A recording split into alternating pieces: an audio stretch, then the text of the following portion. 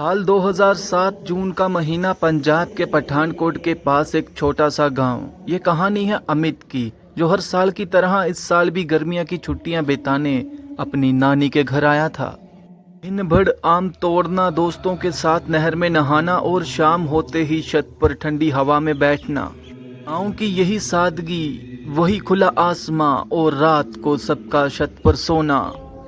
अमित को सबसे ज्यादा पसंद था छत से दिखने वाला नजारा। एक कच्ची सड़क, उसके पास फैले खेत और उन खेतों के बीच में एक पुराना जामुन का पेड़। लेकिन एक अजीब बात थी, रात होते ही गांव के लोग उस पेड़ की तरफ देखने से हमेशा बचते थे। एक और चीज जिसने अमित का ध्यान खींचा, घर से थोड़ा हटकर एक टूटा हुआ घर जहां बूढ़ा आदमी रहता था।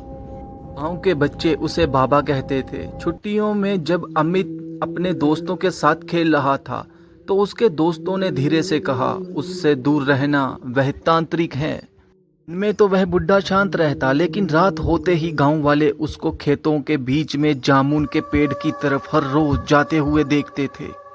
12 जून 2007 सभी लोग अपना खाना पीना खाकर छत पर चले जाते हैं चारपाई लेके सोने को। तब छत पर सोए हुए थे। अमित थका हुआ जल्दी सो गया। रात के 2 बजते अचानक आंख खुली। उसने महसूस किया कोई उसके सीने पर बैठा हुआ है। सांस रुक रही थी। उसने आंखें खोली और देखा एक औरत सफेद कपड़े में, चेहरा बालों के बीच ढका हुआ, वह उसे घूर रही है। सुबह जब अमित ने सबको बताया तो सब हंस पड़े। अरे ये तो दबाव होता है। अमित भी हंस पड़ा, लेकिन अमित को अब छत पर सोने से डर लगने लगा था। अगले 2 दिन सब कुछ शांत रहा, सब कुछ नॉर्मल था। दोस्त खेल रहे थे, हंसी मजाक कर रहे थे।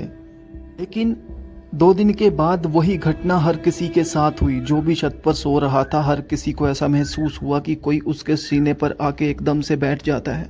एक रात अमित को नींद नहीं आ रही थी। वह उठकर छत के दूसरे कोने में गया और उसने खेतों की तरफ देखा कि यह बूढ़ा तांत्रिक धीरे धीरे जामुन के पेड़ की तरफ जा रहा था। हाथ में लाल कपड़ा, कुछ सामान नहीं था। अमित चुपचाप होकर वह सब देखने लगा। पेड़ के नीचे उसने जमीन पर एक गोल चक्कर बनाया, मंत्र पढ़ने लगा। हवा अचानक ठंडी हो गई। फिर पेड़ के पीछे से एक सफेद कपड़े वाली औरत, बाल खुले, वह एकदम से पेड़ के पीछे से बाहर आती है।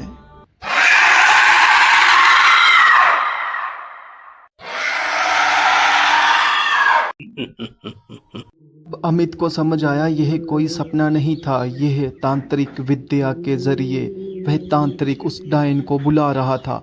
अगली सुबह अमित ने यह सच्चाई अपने सभी लोगों को बताई और यह फैसला किया कि आज रात हम सब छत पे सोएंगे, लेकिन जागते रहेंगे, अलर्ट रहेंगे। सभी लोगों ने छत पे सोने की तैयारियां कर ली, खाना पीना खा लिया और सब अब रेडी होकर छत पर चले गए सोने के लिए। सबने मिलकर यह प्लान कर लिया था कि अब सब वह मिलकर उस तांत्रिक को रंगे हाथ पकड़ेंगे और देखेंगे कि वह किस आत्मा को बुलाता है। सब छत पर जाग रहे थे। रात के 2 बजते सबने अपनी आंखों से देखा वह बूढ़ा पेड़ के पास खड़ा होकर मंत्र पढ़ता है और उस तांत्रिक ने हाथ उठाया और पेड़ के पीछे से एक आकृति बाहर निकली। धीरे धीरे घर की तरफ वह घूरने लगी। सभी लोगों ने उस डायन को देखा, उस तांत्रिक के पास खड़ी हुए। यह सब देखकर पूरे गांव वालों के होश उड़ गए। एक ठंडी हवा का झोंका आया और उस डायन के बाल उसके चेहरे से थोड़े हट गए और तब सबने देखा यह तो सावित्री है, जो बच्चे को जन्म देते वक्त मर गई थी और इस तांत्रिक ने उसकी आत्मा को अपने वश में कर लिया है। एक पल में सभी गांव वालों को लगा जैसे उनको किसी ने पकड़ लिया हो। सब एक जगह पे अकड़, ना कोई हिल पा रहा था, ना कोई चिल्ला पा रहा था। वह सब ऐसे हो गए जैसे उनको बर्फ में किसी ने जमा दिया हो।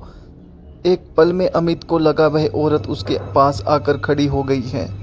दूर खड़ा जामुन के पेड़ के पास तांत्रिक अपनी विद्या को पढ़ रहा था। फिर अचानक एक हवा का झोंका आया और एक पल में सब कुछ गायब हो गया। गांव वाले भी अचानक से ठीक हो गए। अगली सुबह गांव वालों ने देखा कि वह बुढ़ा गांव के उस जामुन के पेड़ के पीछे बेहोश होकर गिरा हुआ है। अमित को अपनी गर्मियों की छुट्टियां आज भी याद हैं, क्योंकि वो सिर्फ छुट्टियां नहीं थीं, वो एक ऐसी चीज़ का सामना था जो शायद आज भी वहीं है। हर गर्मियों की छुट्टियां नहीं होती, कुछ गर्मियां याद बनकर नहीं बल्कि डर बनकर लौटती हैं।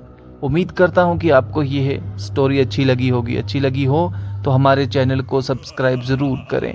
वीडियो को अंत तक देखने के लिए आपका दिल से धन्यवाद।